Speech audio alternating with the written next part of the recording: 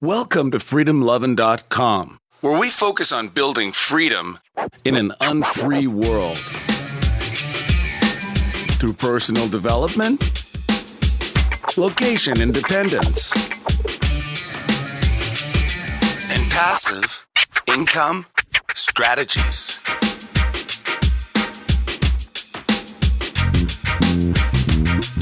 Now here's your host, Kevin Koskela. Welcome to Freedom Lovin', episode number 34, and this is Kevin, and thanks for joining us today. In a minute, I have an interview with Andrew Henderson of the Nomad Capitalist Reports, and we're going to talk about the 4 most important ways to live free in an unfree world. So stay tuned for that. You don't want to miss it. It was definitely a fun interview and some good tips there. So, and we also had to do it twice. It was pretty annoying, but my computer, my new MacBook Air, it just decided to crash right about at the 40-minute mark, or 40-minute mark, and that was almost to the end of our chat. So luckily, Andrew was nice enough to do the whole thing again with me. But yeah, I've never had that happen before, and always something technical that goes wrong. But I would have thought that there should be a way to save the progress of the interview of whatever was being recorded, but I guess that doesn't happen. So once the computer crashed, then there was no saving it. So live and learn in the world of podcasting, but moving along. So I had a comment, somebody put a comment on the blog about one of the podcasts I did a couple weeks ago, and he said that I should be getting way more comments, and the reason I'm not getting comments on the blog is that it required you to set up an account before commenting. I had no idea that was the case, and the problem wasn't the comment system. It was actually a setting that I had. There was a box that I needed to go in and check to have it so that people could just post comments and not have to set up an account.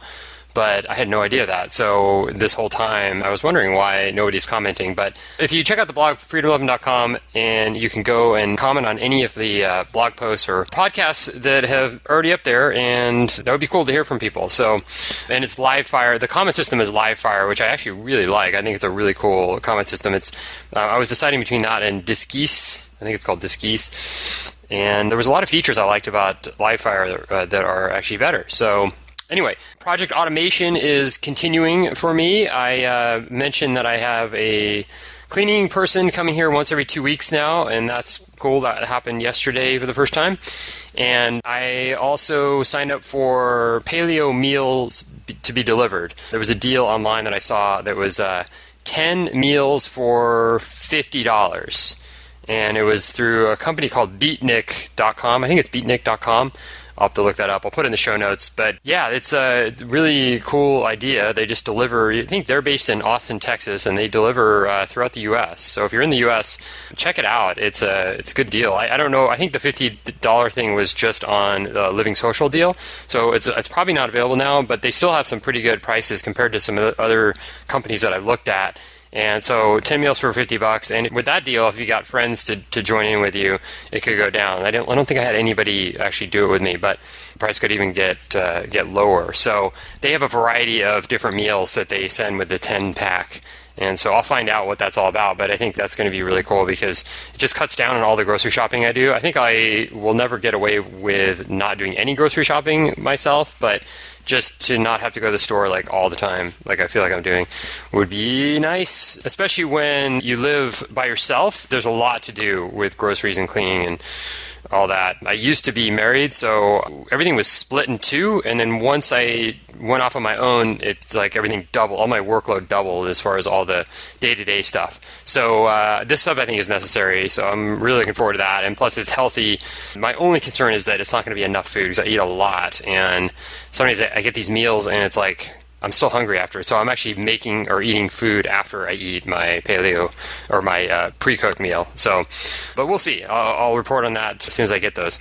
So I also had some bad news yesterday. I have roaches in my apartment. 4th time this has happened in my life, and the last time it happened was actually a complete nightmare, literally a nightmare. I couldn't sleep because there was I had an infestation, and I had just moved into this place. So we were trying to the last time we were trying to get rid of the roaches, doing the traditional methods like the exterminator coming a couple times and then just doing roach bombs and all that, and nothing would stop them. They just kept coming in, and it was a massive invasion. And I pretty much had to leave as much as I could, and then I'd come back and sleep and not really sleep. So this I'm not as worried about, but it is a concern. There was some roaches under the sink because there was a leak, and it was making it all humid down there, and roaches love the humidity, they love the heat, so they were going under the sink, and I also saw one in the bathroom. So I've got some stuff to take care of here at the home front, and hopefully my landlord cooperates and gets it all done, because this could blow up out of control pretty quickly. So the way those roaches reproduce. So that's about it. I'm heading to Miami next week. So a few days after this podcast is released, I'm going to be off to Miami for about 6 days. I think I'm going from the January 17th to the 22nd. So I'm really looking forward to that. I've never been to Miami, and I'm going to my first couple days, I'm going to be in the Keys. I just found out my friend lives down in South Florida, and we're going to spend some time in the Keys. And then I'm going to be in Miami. I think I'm going to be hopefully close to kind of South Beach area. And I'll be there for Monday, Tuesday, Wednesday. And then I'll be coming back to San Diego Wednesday night. So really looking forward to that. And continuing my endless summer from San Diego to South Florida. I think it'll be pretty stellar weather down there. So, and yeah, again, if you want to help the show out, really appreciate a rating and review on iTunes. So if you could just go to iTunes and go to the Freedom Lovin' podcast and just click on rating and review, and then you can just put in a couple words or a few words, and then give us a 5-star review if you like the show, and that would really help. And like I said, we're continuing to do some more kind of educational stuff and some more getting people on the show that are teaching things. And so I want to make the show as useful as I possibly can for people. I've had a couple of comments that people really like the show. They like the interviews, and I think they're entertained by them, and they're maybe, they're getting something out of it in kind of a general way of like, okay, this opens me up to different ways of living, different ways of thinking, and that's great, and I love that. But I also want to give some practical stuff away that's going to be like, okay, take that and do something with it, or just even in a format that makes sense that you can kind of learn from or discover new information, however you want to say it. So yeah, so that's coming up, and I've got some really interesting guests coming up as well. So stay tuned for that. And without further ado, here is my interview with Andrew Henderson on the 4 most important ways to live free in an unfree world. Take care and have a great week, and go out there and build some freedom. All right. Well, I'm excited today to have my friend Andrew Henderson of the Nomad Capitalist Report on the show, and his website is nomadcapitalist.com. Andrew, welcome to Freedom Lovin'. Great to be with you, Kevin. Absolutely. So we're going to talk today in just a minute about the 4 most important ways to live free in an unfree world. But I wanted to start with just a little background about you, and where did you come from, and how did Nomad Capitalist come about? Well, I've always been an entrepreneur. That's really what this site is about. I talk about tools for globally minded entrepreneurs to protect themselves and make their path easier. But I am a big lover of freedom because mainly I'm a capitalist, and I have been interested in business and doing business since I was 11 or 12 years old. I was reading books by people like Bill Gates and planning, business ventures and things like that when I was, 12 years old. Always a hit at parties, by the way. You go and, kids are drinking out of the punch bowl and going to closets and making out. And you're like, well, did you read this thing that Bill Gates said about the latest trends in tablet computing 10 years from now? That could be something to watch out for. And so I just continued that. And, I had a great upbringing in that, my father was in business for himself. I learned the lessons of that.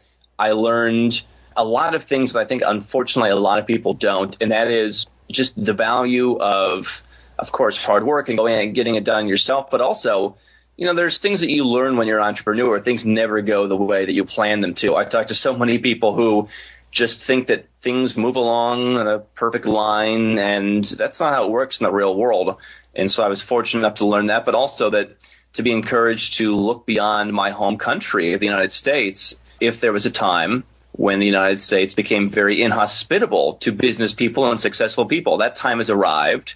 And so now I'm around the world looking for the best places to live and work. Awesome. Now, so I was on your show maybe about 6 months ago, and I'm a big fan of your podcast. I've subscribed to it, and there's a lot of really cool guests and good information coming out. Now, what is the focus with your site? What is it that what's your goal with the site? I actually, by the way, I have a chalkboard. I carry it around in my suitcase. Like every day I take out the chalk and I mark another day. And the smiley face of days that have passed since you've been on my show has turned into a big frown with a tear coming out of its eye. Oh, no. I thought you would have got the freedom loving bump. What happened with that? Well, so my site, I mean, really, like I said, it's all about, what are the tools that you need? I am, an anarcho-capitalist. I believe in the freedom aspect. I believe in finding places where you're regulated the least, where you're taxed the least. I mean, let's address a simple thing that no one in the Western world today wants to talk about. Water seeks its own level. Capital is very fungible. It goes where it's treated best. It's in the DNA of a business to profit as much as possible. It doesn't care about social contracts, social justice. That's not what it's concerned about. And so those are the hard truths that I talk about. How do you equip yourself? Well, the United States government, for example, wants to make it very difficult for you to do that. They set up a lot of laws. Just coming up later this year, they're going to fully implement one of the greatest de facto capital controls the Western world has ever seen with FATCA. They're going to make it hard for you to get your money out. So government mafias want to make it difficult for people who want to invest their money and not play by the mafia rules. I talk about tools you can use, whether it's a second passport, putting your money in different places to get around that. But ultimately, once you do those things, I'm about how can you go out and make money. Right on. So now you have an event coming up, Passport to Freedom in Vegas, and wanted to find out a little more about that, have you talk about that and what the event's about. You have some pretty awesome speakers and some pretty cool topics.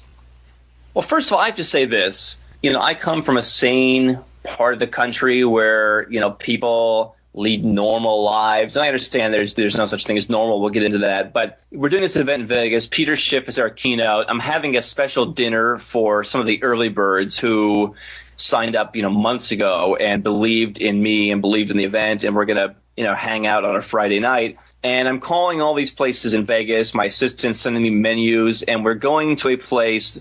This is just, to me, this is so indicative of the United States. This is part of the reason why I'm pulling my hair out every time I spend time there. I'll be there tomorrow, actually, after months and months and months and months away. We're going from an organic chicken entree to the junk food desserts. They have like fried chocolate chip cookies, cotton candy, Rice Krispie treats with rainbow bits, homemade caramel corn, mini cupcakes with fluffy icing. I'm like, listen, we can't get enough of this crap in that country that we're not going to grow up. Oh, the old favorites, dessert favorites, all grown up. How about a creme brulee or something? How about someone whip up a souffle? I want a pastry chef back there with some raspberry and some fresh fruit and like one of those torches. What is this? Like, I'm going to have some cotton candy. That'll satisfy me. No, enough with the crap. We're not 7 years old anymore.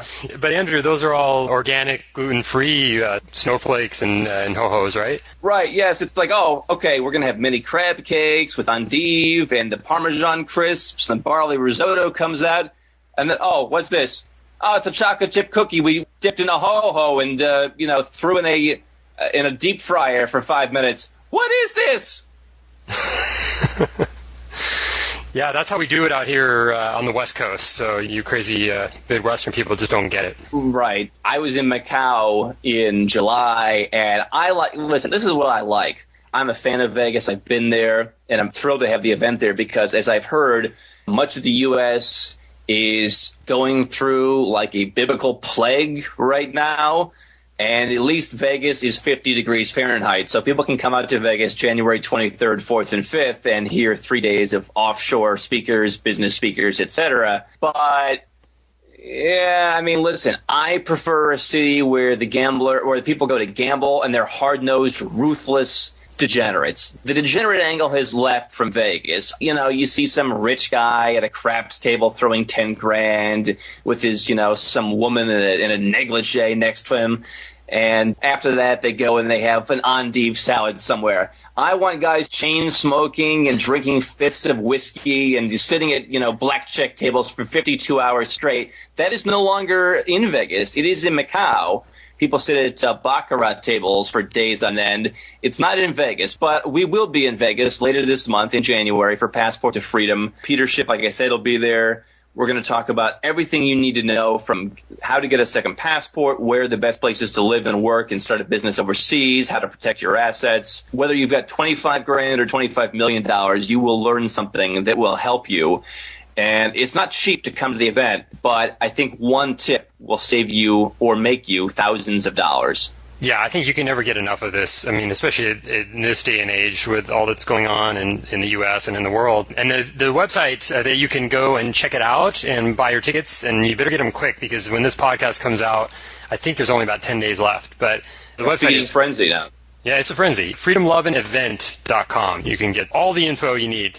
And I, unfortunately, will not be able to make it because Andrew scheduled it on a weekend where there's like 8 other conferences, and I happen to be already going to another one. So you're dead to me. Yeah, well, next year I will make sure that you do it on a weekend that I can make it. So we're going to have it all about freedom loving. So, and here's the ultimate thing, Kevin, just one last thing on that.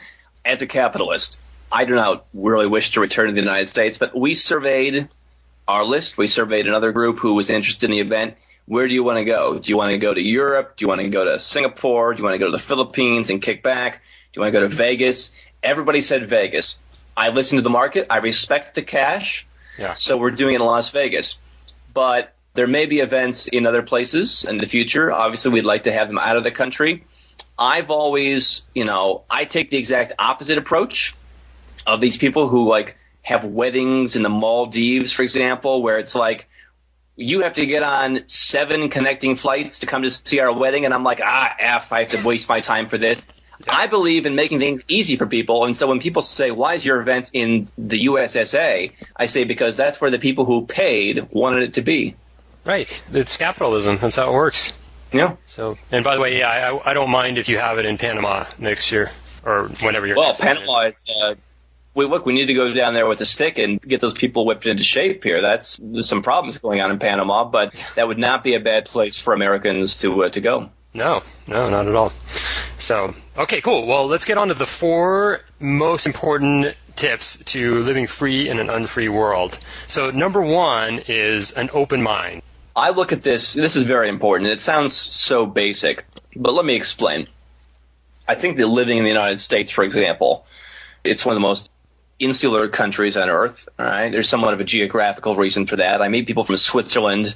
They're surrounded by numerous countries. They speak 4 languages. They have to deal with what's going on in the rest of the world more. Also, they're a smaller country, but especially in the U.S., I don't know that they understand what's really going on in the rest of the world. And they get into these stereotypes, many of which are spread by government propaganda, and they don't let go. For example, there's been a thing going around for years about how Russia is declining and they're going to have 0 population pretty soon because they're not reproducing. That trend has been turned around, actually. I'm not saying Russia is the best place on Earth or that I recommend it for much, but Russia is actually growing faster than many Western countries. You look at places that people say are dumps or third world hellholes. I mean, I have friends in the United States who are pretty liberal on what they want to call a third world hellhole. I mean, Lithuania, I go to Lithuania and see how bad it is. I mean, it's cold some of the time, but I think most places on Earth, first of all, if you have any kind of money, you can get by just fine. $800 a month in Cambodia gets you a pretty nice apartment with amenities. But, this idea that we want to poo-poo other countries, have an open mind and realize that your country is not the only one. The U.S., for example, is number 1 in no measurement of anything really other than obesity and prisoners. And I'm not saying that to be glib, but it's not the best place to host your website. It's not the best place for freedom of the press. It's not the best place for economic freedom, for quality of life. And on the other end of the spectrum, I look at the so-called conservatives in the United States who, rah, America, it's perfect, land of the free, etc. Listen, I'm not telling people to go and live in Norway and pay 60% tax. Happen to like Norway, have some ancestors there, wish I could get a passport. But, very few places better for freedom of speech and freedom of the press. If you have a politically sensitive website, Norway, Iceland, the Netherlands, you can't look at everything in good and bad. Norway, bad for starting a business, good for freedom of speech. Find the best of all worlds, diversify yourself, do your freedom of speech in the country with the best freedom of speech. Do your business in the country with the best business conditions. Yeah. Yeah, that makes a lot of sense. And the open mind idea, it's funny how many people, last year I had a plan that I was going to go to Mexico for a few months, and it's amazing how uninterested people are in that. And they think of Mexico as this complete, like you said, third world hellhole. And I'm like, yeah, I want to go down to Mexico for a few months. I want to check it out and see what it's like. And I don't see how it's so horrible when everyone that I talk to that goes there and that actually lives there, not just goes to Cancun on spring break, but actually goes and lives there for a few months or a few years, they say that it's amazing and there's so many great things about it. And there's a lot of reasons to actually go down there and spend some time and set up a business because it's cheap and there's a lot of freedom that they have there that we don't have. And but everybody here seems to think that it's like the drug dealing capital of the world, and you're just going to get shot. It's like that thing where it's it's bad here, but it's worse everywhere else. This is still number one. It's like, how bad does it have to get before you let up on the idea that it's still number one? Mexico, what do they have? Net or negative migration to the United States at this point. They have an economy that's it's close to pretty much being on fire. Yeah. And people don't seem to realize that. So, you can't be successful doing that. One of the best tips I got when it comes to doing business overseas is don't be dogmatic.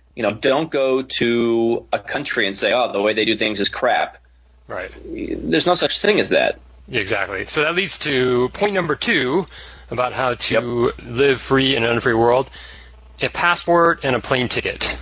Well, again, it sounds like something, that's so easy. But I really think you can't understand these issues until you actually go out and see it with your eyes. I mean, when the Fed was beginning their assault on savers and on the currency, I was in parts of Europe and I was looking at, bank interest signs where they're paying 4 and 5%. It's like, I'm making 1%. Now, you can go online, you can look on that computer screen, and that can't be right.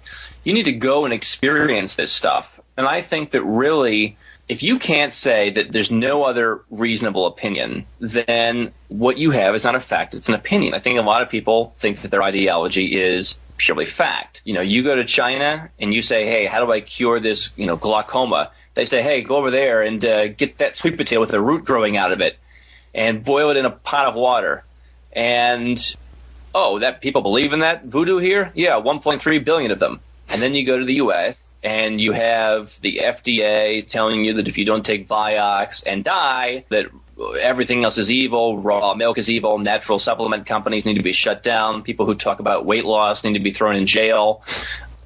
There's a thing in the United States, there's a saying, taxes are the price we pay for civilization. I don't know, have you been to Singapore? People are paying like 8% corporate tax there on average, and I was waiting in the subway in Singapore last month, and people queue up like in the most eloquent fashion. You go to New York, people are running you over, and in many cities.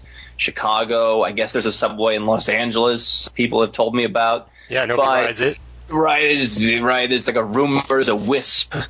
By the way, congratulations, Villaraigosa and Jerry Brown and Schwarzenegger and all the criminals who've been running that state into the ground for 40 years. Congratulations on creating a complete hellhole for all business and all productivity where vast amounts of money are squandered on crap nobody wants. Come on, Andrew. I thought California was your favorite state. I've been listening to your podcast for a year. And listen, if it weren't, Apple is up there selling, 10 million iPods every 7 minutes. People are lining up, like pitching tents in the desert in front of Apple stores waiting to buy these products because they want these products. And then California says, that's fantastic. Let's take that spirit of innovation and let's build a subway in a system where everyone drives a Rolls Royce. This is fantastic. Yeah.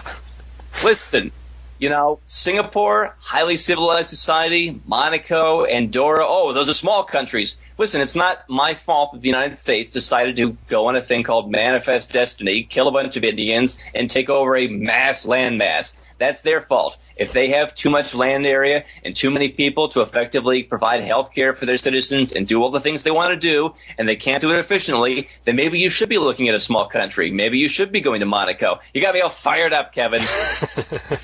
That's how I like it. Listen, Andorra has no income tax. Whether they're a small country or a big country, who cares? It's a civilized place. You can live there. I think that the last time someone was murdered in Andorra, I think was like in the 14th century. There were like nobles running through the field. I mean, what defines civilized? If you don't have a passport, look, I'd like you to have a second passport. Get your own country's passport first. Go out there and see things and just watch the veneer of, or the, all the preconceived notions just melt off you.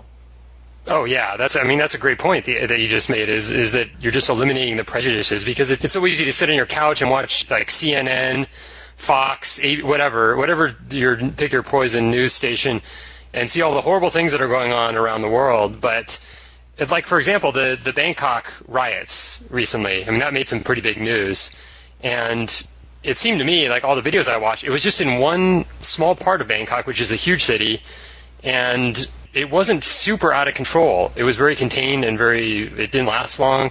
But yet, if you were sitting in middle America watching that, it just reassures you that, oh, yeah, Thailand's a dangerous place, and you could easily get killed there just by walking around. But you get out there and see it and experience it, and it's really not, and I spent, where we met up in Bangkok, I was there for, I think, about a week, and I think I saw one policeman the whole entire time, and I felt 100% safe. Like 3 a.m, walking around the streets, no problems. I've never been anywhere. I continue to up the ante. Look, I think you could go to Iran. I think you could go to, obviously North Korea is on a guided tour, but I think you can go pretty much anywhere on Earth. Don't be an idiot. I always leave my Rolex at home, but a little bit of common sense, and I think that pretty much everywhere. I mean, look, people are people, and we want to look through our own viewpoint, whatever it is, but if you get out of that, that's how you become pragmatic and start to make money. Exactly. So the third point, and this is getting down more into the personal level, we talked about some high-level stuff and, fighting the man and stuff like that, but now talking about some more of the personal stuff that's more in your control. And so the third point is time freedom. Yeah. If you have a job, if you have a relationship, I sound like the guy in the infomercial, by the way. It's like, if you have insurance, if you have a job, if you've ever wanted to have a job, this is the book that'll solve all of your problems. Call now, it's 1995. Yeah. But if you have things where you don't set the terms, and I understand in a relationship, you want to have a mutually agreeable exchange. But if people are setting the terms for you where you're not in control, that's a problem. That's something that's holding you back from what you want to do. So what I look at a lot of people is they say, well, I'll settle, I'll compromise, or they'll promise to do it later. I'm guilty of this occasionally. There's a couple of things that I need to take care of that I've been here in Asia and spending a lot of time here, and they're first on my calendar for after our event because I don't want to put them off any longer. And so what this really comes down to is putting yourself in a position where you can set the terms of your life, be able to be single if that's the case, be able to start a business. If the job is holding you back, then find a way to get out of it. But also, make sure that you're not over-controlling yourself. I mean, I grew up, for example, with a frugal upbringing, but, and you think that, if I spend $1 or if I buy this product or if I buy this experience, it'll all fall apart. I mean, Tim Ferriss talked about preparing for the worst case scenario. It'll likely never come. Mm-hmm. Go out there and have a little bit of an abundance mentality. If you want to improve your look, go out and buy some custom-made suits. Go out and buy, a nice tie. Don't cheap out. I'm not saying go and spend $5,000 at Brioni on a suit, but, do something that's going to provide you with the confidence, with the experience that you want, with the adventure that you want. I think that we waste a lot of time in life trying to cheap out or trying to cut corners.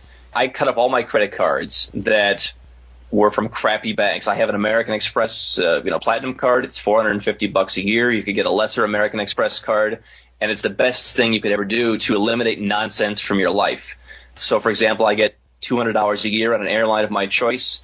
I fly a lot, so I already get a lot of benefits, but this allows me to get extra, meals or drinks or whatever the case may be. It makes life a little bit enjoyable. Yeah. And so to say that I'm going to cling on to $450 a year, I would lose many times that in productivity by dealing with some guy in an Indian call center whenever my card gets stolen and I have to dispute the Viagra charges out of Bulgaria. Right. Yeah, exactly. And you and I we were joking about, I posted something on Facebook about I hired a maid to come every 2 weeks. And of course, I live here in San Diego where the prices of those type of things run pretty high. But I got a deal on it. Paying for that subway. Yeah, paying for the high-speed train that's never going to be built, that's already billions of dollars are going into, that's going to run from supposedly San Francisco to LA, but the only part that's has even started is the armpit part, which is like Bakersfield to Fresno. So thank God you've got a true meritocracy there in that country where some of the greatest minds like Antonio Villaraigosa, who failed the bar how many times, are running your great state. Thank your lucky stars. You have that such geniuses have lowered themselves to the level of public service to provide their great talents to moving your state forward. Yeah, I do. I think I kiss the ground every day that I'm here. So, but yeah, I mean, it's stuff like that what you're talking about is don't cheap out on stuff that's important, because like for me, what's important is travel and where I live, where I'm spending the most amount of my time. And what my surroundings are like. So if I don't have those things kind of secured away, I'm not going to be as productive, I'm not going to be as happy, I'm not going to be as fulfilled, so what's the point? So I got this maid that's going to come twice a week, or once every 2 weeks, and the first time it was $30, and then it's like $50 after that, which is a great deal. But of course, that would get you a maid for like, a year and a half out in the Philippines? I was in Davao, Philippines for Christmas. It's a little bit small for my tastes, but I was talking to people and they said, yeah, we have a live-in maid for $90 or $100 a month. And absolutely, that's one of the reasons what I talk about on my site, because as a business owner, I mean, look, I'm fully capable of doing my own laundry. I have, but, if you're in any of these countries in Southeast Asia, Eastern Europe, whatever, you outsource a lot of these tasks. I'm not saying laundry makes me miserable, but I'm saying, along the same lines, just, do things, don't hold back. I'm not saying to go out and blow money. I'm not the entrepreneur who wants to go and put every last dollar I have into a bread pudding store. I don't believe in that. I believe in restraint. I believe in being conservative. But there comes a time when you say, hey, listen, I can buy this $9 polo shirt and it'll crumple up and get ugly looking after 3 washes. Or I can go out and I can spend $50 or $100 and I can look good for the next several years to come. Well, at least as good as you can look if you're one of us. But it all comes down to what are my priorities. Yeah, and I'll take one more example of this that I fell victim to just a few short weeks ago when I was traveling to Vegas. There's an airline called Spirit Air, and they offer these crazy, ridiculously low prices on Orbitz, on any website. And you can get from San Diego to Vegas, and it's like $30 each way. And every other airline is like $80, $90, or maybe it's a little less now. But Spirit, then you show up at the gate, and then you realize immediately why it's only $30, and then it turns into... You're riding on top of the plane, holding onto a handlebar. Yes, exactly. Gripping your bag because you can't store your bag anywhere. So then everything falls apart because the first thing you see is this big sign that says that they will charge you $45 to bring any bag on the plane, and if you don't want to do that, you can pay $50 to check it in. So you're confronted with that, and then you get in. The people that work there seem to have all kinds of attitude, and they will not tolerate you trying to sneak a bag on the plane. That's a horrible thing. And then when I flew, the bathrooms were broken on the plane, so there were no bathrooms. Luckily, it was only a 50-minute flight, and the seats are cramped. And I was thinking of you, Andrew, on those seats because you're a tall guy, and squeezing into those seats is just not fun at all. I flew the last flight. I was on one of those carriers in Southeast Asia. I think I flew to Taiwan. I spent $3 to get one of the prime seats on the plane. Listen, here's just a perfect example when it comes to traveling. First of all, I always prefer to book with the airline directly. I never like to involve Orbitz or anything like that. But I was in Malaysia, and I spent a lot of time there. I like it. I think it's a great place that people should consider if they want a little bit higher brow place in Southeast Asia or more developed place. And, AirAsia is the big airline there. They're not as bad as Spirit or Ryanair, where the guy wanted to charge you to use the bathrooms and he wanted to have people standing up on planes. But it's a cheap airline. You pay, it's a la carte. And Malaysian Airlines was like $19 more for like a 2-hour flight. Listen, pay the $19. Please, I beg you, I implore you. I mean, what is your time worth? Yeah. Yeah, exactly. So the last one we had, the number 4 most important way to live free in an unfree world, is the absence of obligations. And what that means is basically most people walk around their lives and they feel like they have all these obligations. They think they have all these obligations and they have to do this, they have to do that. I have to go visit my parents. I have to get married. I have to pay taxes. And when you boil it all down, there are no have-tos. You just eliminate all those have-tos and suddenly your life is free. There's just like an open slate. And I've had this discussion with so many people that will tell me, no, I really have to spend 2 weeks with my family around Christmas. It has to happen. But they don't realize that they are making that choice, or whatever the choice is. I have to live in Detroit. Well, why? Because that's where I've always lived. No one has to live in Detroit, but yeah, and that's the problem. So that's where I say this obligations idea is, just get rid of the obligations, and then you have a lot more freedom, and you can kind of think more clearly. Look, I like to think of myself as a merchant of harsh realities. People don't like to hear these things, but they're true. There's a free market for pretty much everything on Earth, even down to dating. People will do what suits them best, I think, in the long run. But I also think this is a geographical issue to a certain extent, in that, you go to the U.S. and you get a lot of nonsense about certain stuff. Beyond just the economics, beyond the government being out of control, beyond the taxation, beyond all of the things in the U.S., it's a culture issue, in my opinion. It's not very friendly to entrepreneurs. It's not friendly to guys like you and I. I was in all these different Asian countries, and I would talk to people and say, just kind of a test. I need to settle down. I need to be married. And to be honest, I'm not one of these guys who travels around and just wants to meet women. I prefer a little bit more of something that is serious. But people are saying, like, women in these countries are telling me, why would you want to get married? Like, you're too young. You need to wait longer. And here we go again with a culture. And if you don't feel comfortable somewhere, there's probably somewhere where you can go where you will feel comfortable. Mm-hmm. I believe, whether it's in the dating world or whether it's in the political world, don't fight the system. I will not be on the top of my roof in the United States firing pellet guns at a rogue militia. I'm not going to do it. I'm not fighting for American revival. I don't care. I was born there. Look, it would be nice to live there. I enjoy going through the Taco Bell drive-thru and gorging on horrible food for $3 every once in a while, just like everyone else. But if you romanticize your country or anything else, you're going to not have that open mind we talked about. And so I don't believe in fighting to change other things or other people. Find a place where you can feel comfortable not having those obligations. And I really believe that it exists. You just need to get out there and make it happen for yourself. Yeah, exactly. And that kind of all ties all our points in together, where there's a lot of things that are in your control. And rather than spending all this time worrying about like what politician is saying what, or what Ben Bernanke is doing or whatever, it just comes down to all these choices that you can make that affect your own life and can give you more freedom without even potentially having to move, unless that's something you want to do. So, absolutely, and I think that, look, there's so many people out there who do the stuff that we do, that talk about fear. They only talk about Ben Bernanke, and they only talk about laws like FATCA, the capital controls, and how you can't start a business. I say, listen, get all that stuff off the table. Do what you need to do. Yes, the U.S. government will make it harder. You need to be prepared. Maybe you need to live overseas. You need to maybe be prepared in 10 years to renounce your citizenship. Whatever the steps are that work for you, put those in place and then go and live your life. Start a business, trade, do whatever it is that makes you money, whatever makes you happy, and just live and enjoy. Don't be in this mindset of fear. Absolutely.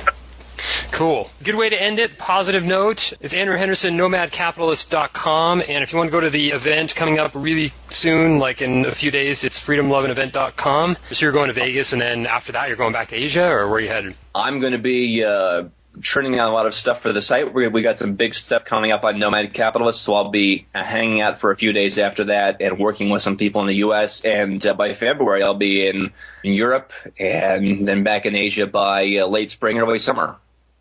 Awesome. Well, good luck with everything. Yeah, thanks, Andrew, for coming on the show. Join us for candy and fried churros and things with rainbow sprinkles, truffle infused, cupcake. It'll be fantastic. Ding dongs?